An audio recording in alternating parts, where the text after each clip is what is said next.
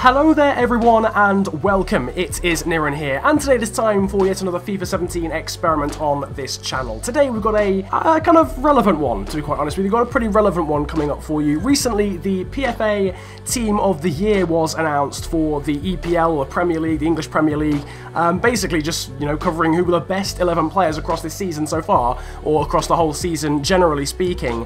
And today we're going to be answering the question as to what would happen if that Team of the Year played in the Premier League. How would they do as a squad if they were to all sign for the same team? The first thing we're going to do is have a little look at the squad, and I'll explain the bench as well. And I mean, the team is Brighton. There's no real reason for that, to be honest, apart from they won the championship, and it would make a bit more sense to use them in my mind for some reason than to use an already established Premier League team. The squad, though, as you can see in the background, is David De Gea, the goalkeeper from Manchester United.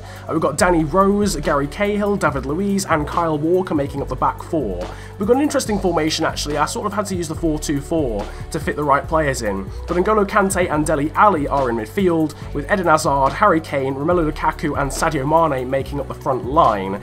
The bench is actually, or the reserves and stuff, is actually the Championship Team of the Year. So the likes of Stockdale, Lewis Dunk, Anthony Knockaert, Glenn Murray, we've got Dwight Gale, Aaron Moy, Pontus Jansson and Jonjo Shelvey, as well as the rest. So we're basically going to see how this team of 11, and hopefully this team of 11, hopefully injuries won't come into play too much and it won't mess up during the sim in terms of squad selection. I'm hoping this is the team that genuinely plays. That's sort of why I've selected the Championship team of the season, so there's quite a there's a little bit of a quality gap in between sort of the players, so that it's not tempted, so the game isn't tempted to start putting Anthony Knockaert in, because obviously there's a clear difference between Eden Hazard and Anthony Knockaert in terms of ability on this game. Nevertheless, I hope you guys go on to enjoy this video, and if you do, then make sure to slap a like on the video and subscribe if you are new to the channel. But before we get into the experiment properly, I do want to just like sort of address an issue. Now, my ambition here is not to start any beef at all, okay? I'm just making an observation, and it was actually something that I found very interesting and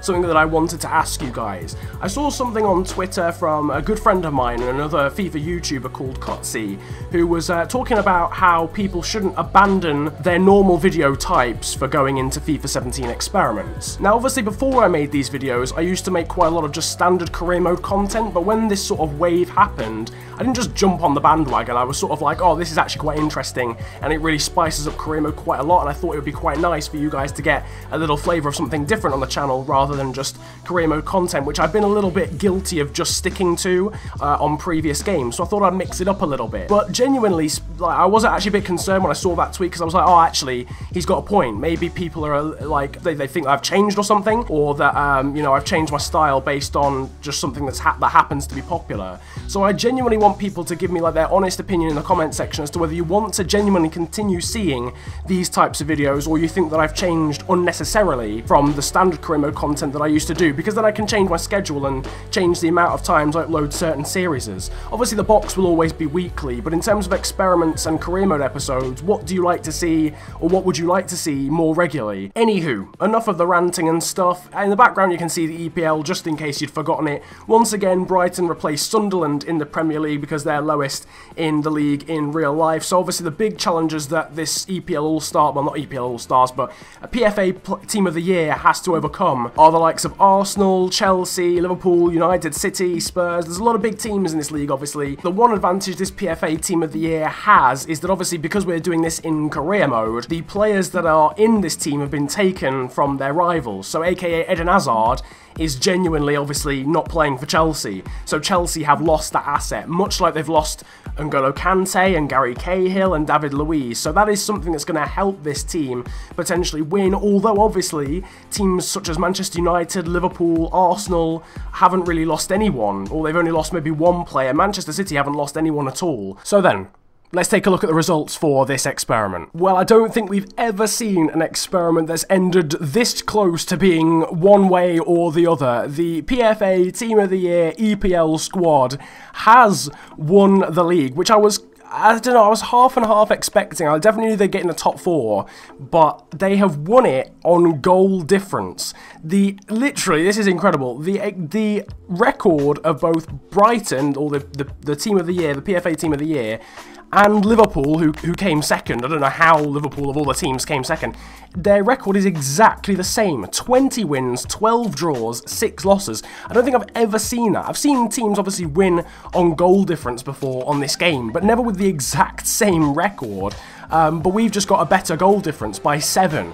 So the Team of the Year, the PFA Team of the Year, has won the EPL. So the answer to this experiment is that if the Team of the Year on this game, apparently, if they were to get together in one squad, they would actually win the league. But I think that's the official result, but I think that's very debatable given how close it was with some of the other teams. I mean, yeah, they won the league, but only on goal difference against Liverpool, and we're only 4 points clear of Chelsea.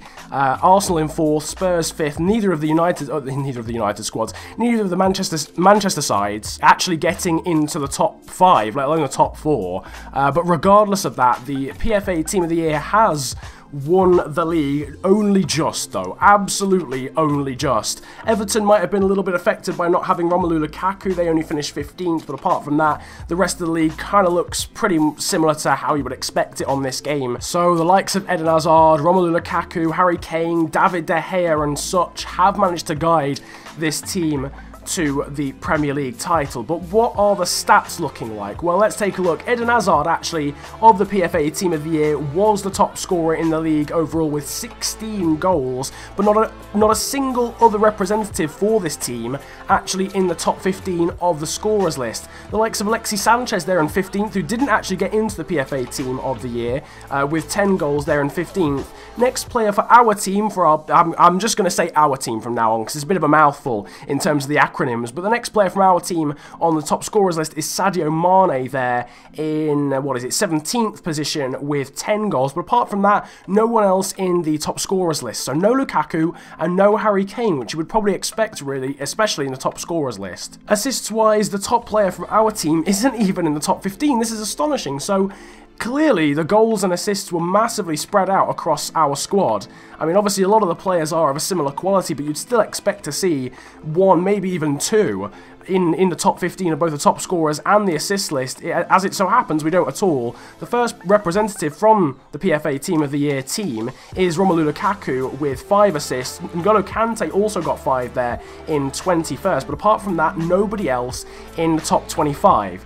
But in terms of clean sheets, we do have someone at the top of that, and that is David De Gea with 12. Just ahead of Victor Valdez, who got 11 for Middlesbrough. Great effort from him, and Petr Cech completing the top 3, and the only other goalkeeper to get into double figures in terms of clean sheets. Okay, so here is the goals list then, because we've only seen 2 representatives, and we'll look at all the goals and all the assists in terms of the team stats. We've already seen Eden Hazard and Sadio Mane got 16 and 10 respectively, but left back Danny Rose was the 3rd top scorer in the entire squad with 8. He managed to get more than both Romelu Lukaku and Harry Kane, who got 7 and 5 respectively. Dele Alli with 4, and then N'Golo Kanté with 3. A few of the filler players actually managed to get a few goals as well. Chris Wood and Anthony Knockaert, clearly off the bench, both bagged a goal apiece, as well as both the centre-backs Gary Cahill and David Luiz. We didn't see many representatives in terms of assists in the top 25, and that's because not many players got assists at all.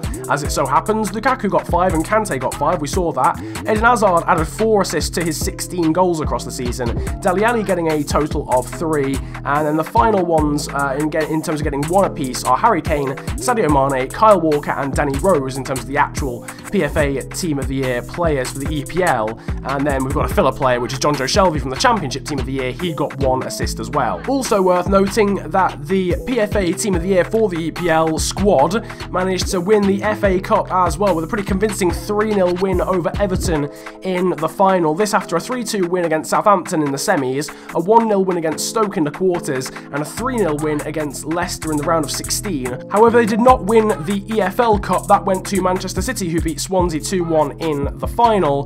The PFA Team of the Year EPL squad actually got knocked out by Liverpool in the round of 16 in a 2-1 defeat. Nevertheless, that is basically the end of this experiment in terms of the results. This has been a very close experiment, actually. It's been pretty cool in the end. But the likes of Eden Hazard, the likes of N'Golo Kanté, Dele Alli, David De Gea, etc. did manage to guide that Team of the Year squad to the Premier League summit and to the FA Cup final, in which they won that as well. Weird to see that not many of them featured in the stats bit, like the top 25 of anything, really, apart from Hazard being top of the top scorers and De Gea getting the most clean sheets. There wasn't really that much at all to mention whatsoever. Nevertheless, I hope you've enjoyed this experiment. Feel free to smack a like on it if you did enjoy, and subscribe if you're new to the channel. Comment about enjoying the video if you enjoyed it that much, and let me know as well what experiments you want to see in the future in the comment section, as well as answering my question from earlier as to whether you actually want to see more of these, or whether you want to see a return to more traditional career mode content that I used to do before this. On top of that, a more light-hearted note, you can follow me on Twitter if you really wish to do so. My Twitter handle will be on the screen, it is @theofficialfng, and links to it are in the description. But it has been a pleasure ranting at you guys today. Have a wonderful day, enjoy yourselves, and goodbye. Come to the rave looking like gold medalist with Kurt Angle boots on. And I don't wear the boot on, but they got normal shoes on. You're the like, yo, with the shoe from. Get them to the yo, Uncle Jar. I ain't got a flex on no one, I'm the original Don. Come to the rave looking like gold medalist with Kurt Angle boots on. And I don't wear the boot